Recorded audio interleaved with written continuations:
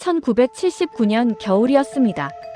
중국 윈난성 깊은 산중 해발 2000m가 넘는 협곡 사이에 자리한 작은 마을 하나가 있었습니다.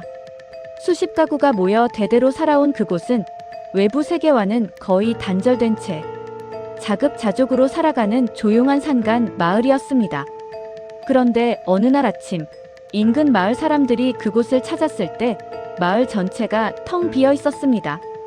밥솥에는 아직 온기가 남아 있었고 화롯불은 꺼지지 않은 채 재만 쌓여 있었으며 아이들의 신발은 문 앞에 가지런히 놓여 있었습니다. 그러나 사람은 단 한 명도 없었습니다. 개 한 마리, 닭 한 마리조차 남아있지 않았습니다. 마을 전체가 흔적만 남긴 채 사라져버린 것입니다. 이것은 공포소설이 아닙니다. 지금으로부터 불과 수십 년 전 우리가 새마을운동의 구호를 외치며 땀 흘려 일하던 그 시절 지구 반대편 중국의 산속에서 실제로 벌어진 일입니다. 그리고 중국 당국은 지금까지도 이 사건에 대해 단 한 줄의 공식 발표도 내놓지 않았습니다. 오늘 우리는 그 봉인된 진실의 문 앞에 섭니다. 윈난성은 중국 서남부에 위치한 성으로 면적만 따져도 한반도의 2배가 넘는 광활한 땅입니다. 이 지역은 예로부터 수십 개의 소수민족이 뒤섞여 살아온 곳으로 이족, 백족, 나시족, 다이족 등 26개 이상의 민족이 저마다의 언어와 풍습을 지키며 산과 계곡 사이에 흩어져 살고 있었습니다. 이 땅은 아름다운 만큼이나 비밀이 많은 곳이었습니다. 1970년대 중반 중국은 마오쩌둥 사후의 격변기를 지나며 내부적으로 극심한 혼란 속에 있었습니다.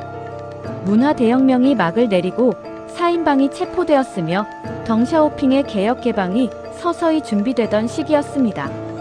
외부와의 정보 교류는 철저히 통제되었고 지방 오지의 사건들은 베이징까지 보고되기도 전에 묻혀버리는 경우가 허다했습니다. 그러한 시대적 배경 속에서 윈난성 산중의 작은 마을에서 벌어진 이 사건은 처음에는 지역 관리들조차 쉬쉬하며 덮으려 했다고 전해집니다. 이 사건이 외부에 처음 알려진 것은 1980년대 초 일부 중국 민간 연구자들의 구술 채록을 통해서였습니다. 그들이 인근 마을 노인들로부터 수집한 이야기들은 하나같이 섬뜩할 만큼 일치했습니다. 마을 사람들이 사라지기 며칠 전 밤마다 산 위에서 알 수 없는 빛이 보였다는 것, 가축들이 이유 없이 울부짖으며 밤새 잠들지 못했다는 것, 그리고 사라진 날 새벽 마을 쪽 방향에서 낮게 울리는 이상한 소리가 들렸다는 것. 그 소리를 들은 사람들은 마치 땅이 숨을 쉬는 것 같았다고 표현했습니다. 인근 마을 사람들이 이상함을 느끼고 처음 그 마을을 찾아간 것은 며칠째 아무런 연락이 없고 연기도 오르지 않는다는 사실을 알아챈 뒤였습니다. 산길을 2시간 가까이 걸어 도착한 마을 입구에서 그들이 처음 마주한 것은 고요함이었습니다. 사람의 기척도 짐승의 울음도 바람에 흔들리는 빨랫감도 없는 죽은 듯한 정적이었습니다. 마을 안으로 들어섰을 때 그들이 목격한 광경은 지금도 당시의 증언자들을 통해 전해집니다. 집집마다 문은 열려 있었고 어떤 집에서는 식탁 위에 밥그릇이 그대로 놓여 있었습니다. 아직 먹다 만 음식이 담긴 채로 어느 집에서는 바느질하다 내려놓은 천 조각과 실패가 방바닥에 흩어져 있었습니다. 가장 기이한 것은 마을 한가운데 공터에 있던 우물가였습니다. 두레박이 절반쯤 물속에 잠긴 채 밧줄에 매달려 있었는데 마치 누군가 물을 깃다가 그 자리에서 그냥 사라진 것 같은 모습이었다고 합니다. 사람뿐만이 아니었습니다.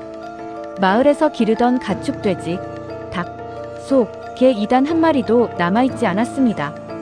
밭에 묶어둔 소도, 우리 안의 돼지도, 지붕 위의 닭도 모두 사라졌습니다. 집 안귀퉁이에 숨어들 법한 쥐 한 마리조차 발견되지 않았다는 증언도 있습니다. 살아 움직이는 것이라면 아무것도 단 하나도 남아있지 않은 마을이었습니다. 그러면서도 재산은 그대로였습니다. 장롱 안에 옷가지, 뒤주 안에 쌀, 항아리 안에 된장, 벽에 걸린 낡은 시계. 아무것도 없어지지 않았습니다. 도적이나 약탈의 흔적이 전혀 없었습니다. 이것이 이 사건을 단순한 집단 도피나 이주로 설명하기 어렵게 만드는 가장 결정적인 요소였습니다. 이 사건이 알려지자 가장 먼저 제기된 설명은 집단 이주였습니다. 당시 중국에서는 문화 대혁명 이후의 혼란 속에서 혹은 당국의 강압에 의해 마을 전체가 강제로 이주되는 일이 없지 않았습니다. 특히 오지의 소수민족 마을들은 국가개발 계획이나 군사 목적으로 강제 이주 대상이 되는 경우가 있었습니다. 그러나 이 설명에는 납득하기 어려운 부분이 있었습니다. 강제 이주라면 주민들이 최소한의 짐이라도 챙겼을 것입니다. 어디론가 끌려가더라도 아이들의 신발만큼은 신겼을 것이고 먹다 만 밥상을 그대로 두고 가지는 않았을 것입니다. 더구나 인근 마을 사람들은 그 무렵 군인이나 관리들이 그쪽으로 이동하는 것을 전혀 목격하지 못했다고 합니다. 두 번째 설명은 자연재해였습니다. 윈난성은 지진이 잦은 지역으로 산사태나 집안 붕괴로 인해 마을 전체가 한꺼번에 매몰되는 사고가 역사적으로 기록된 곳이기도 합니다. 그러나 마을은 멀쩡했습니다. 건물 한 채 무너진 것이 없었고 땅이 꺼진 흔적도 산이 무너진 흔적도 없었습니다. 세 번째로 제기된 설명은 가스 중독이었습니다. 지하에서 솟아오르는 화산성 가스나 메탄가스가 마을 전체를 순식간에 덮쳐 주민들이 의식을 잃었고 이어진 어떤 사태로 시신들이 어딘가로 쓸려갔다는 가설이었습니다. 실제로 1986년 아프리카 카메룬의 니오스 호수에서는 이산화탄소가 갑자기 분출되어 인근 마을 주민 1,700여 명이 한꺼번에 사망한 사건이 있었습니다. 그러나 윈난성의 마을에서는 그 어떤 시신도 그 어떤 유해도 발견되지 않았습니다. 시신이 없다는 것, 이것이 이 사건을 어떤 자연재해로도 설명할 수 없게 만드는 또 다른 벽이었습니다. 이 사건을 수십 년에 걸쳐 추적해온 중국의 일부 민간 연구자들과 저술가들은 몇 가지 흥미로운 주변 정황을 발굴해냈습니다. 첫째로, 마을이 사라지기 수개월 전부터 그 지역 일대에서 밤하늘에 이상한 발광 현상이 목격되었다는 증언들이 있습니다. 구형의 빛 덩어리가 산 능선을 따라 움직이다 사라진다든지 하늘 한쪽이 한동안 붉게 물들었다가 꺼진다든지 하는 현상들이었습니다. 당시 이 지역 사람들은 그것을 산신이 노한 징조로 여겼다고 합니다. 둘째로, 마을이 위치한 일대는 예로부터 지역 주민들 사이에서 이상한 땅으로 불려온 곳이었습니다.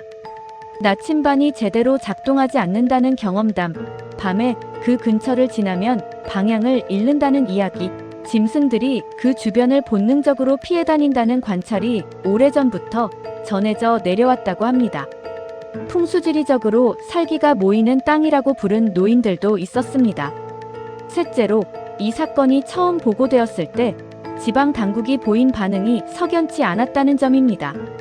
통상적인 실종 사건이라면 대규모 수색대가 꾸려지고 인근 산악지대 전체를 뒤졌을 것입니다. 그러나 실제로 이루어진 수색의 규모와 기간은 극히 제한적이었으며 얼마 지나지 않아 사건 자체가 공식 기록에서 사라졌다는 것입니다. 몇몇 연구자들은 이것이 당국이 무언가를 이미 알고 있었거나 혹은 의도적으로 덮었음을 시사한다고 주장합니다. 이 이야기는 그 이후 오랜 세월 동안 윈난성 일대의 노인들 사이에서만 조용히 전해지는 금기의 이야기였습니다. 소수민족 공동체 안에서는 그 마을의 이름조차 입에 올리지 않는 관습이 생겼다고 합니다. 왜냐하면 그 마을 이름을 말하면 불길한 일이 생긴다는 믿음 때문이었습니다. 실제로 이 사건 이후 그 마을터를 방문한 사람들 중 일부가 기이한 경험을 했다는 이야기들이 있습니다. 길을 잃고 같은 자리를 맴돌았다는 사람, 멀쩡하던 사람이 마을터에서 하룻밤 묵고 난 뒤 며칠간 심한 고열에 시달렸다는 사람, 마을 터에서 찍은 사진에 사람의 형체처럼 보이는 알 수 없는 그림자가 찍혔다는 사람들의 이야기가 부전으로 전해집니다. 물론 이런 이야기들은 검증할 방법이 없습니다. 그러나 수십 년에 걸쳐 서로 다른 사람들에게서 비슷한 내용이 반복된다는 사실은 그 장소가 사람들에게 남긴 공포의 깊이를 짐작하게 합니다. 사건이 알려진 지 수십 년이 지난 뒤 이 이야기를 추적하던 일부 연구자들은 마침내 당시 인근 마을에 살았던 노인 몇 명을 찾아내 증언을 채록하는 데 성공했습니다. 그중 한 노인 사건이 발생했을 당시 15살이었다는 의 증언이 특히 주목을 받았습니다. 그는 이렇게 말했다고 합니다. 마을이 사라지기 전날 밤 자신은 집 마루에 누워 있었는데 갑자기 온 산이 울리는 듯한 진동을 느꼈다고 합니다. 땅이 흔들리는 지진과는 달랐다고 합니다. 몸이 떨리는 것이 아니라 내장 깊은 곳에서부터 무언가 울리는 것 같은 느낌이었다고 했습니다. 그리고 이상하게도 그 느낌이 오자마자 자신은 자신도 모르게 깊은 잠에 빠져들었고 눈을 떴을 때는 이미 해가 중천에 떠 있었다고 합니다.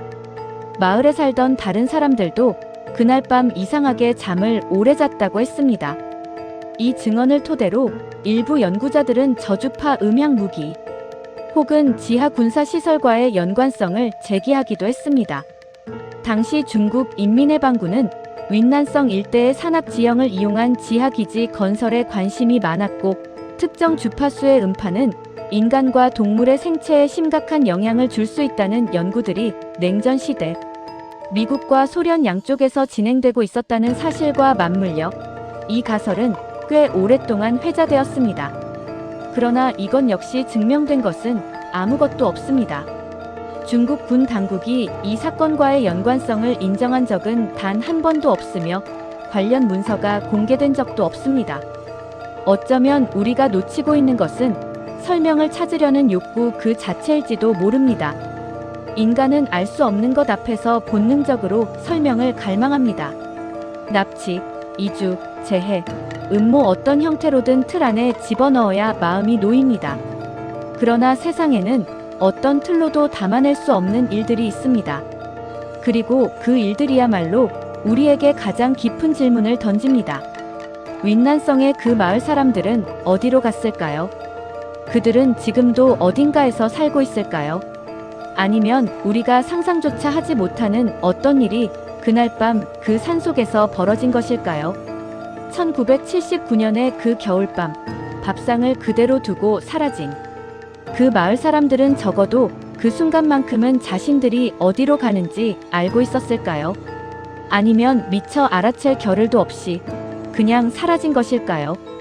이 사건은 공식적으로 종결된 적이 없습니다. 중국 당국의 어떤 기록에도 그 마을은 존재하지 않습니다.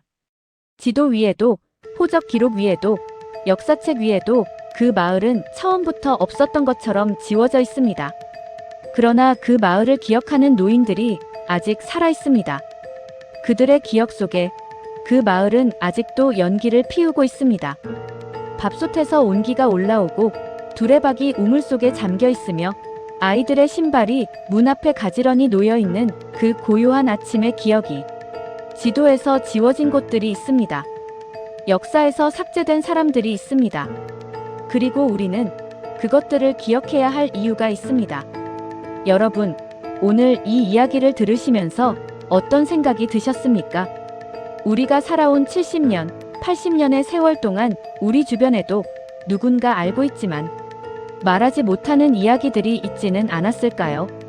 지금은 세상을 떠난 노인들의 기억 속에만 남아있는 한 번도 공식적으로 말해진 적 없는 그런 이야기들이요.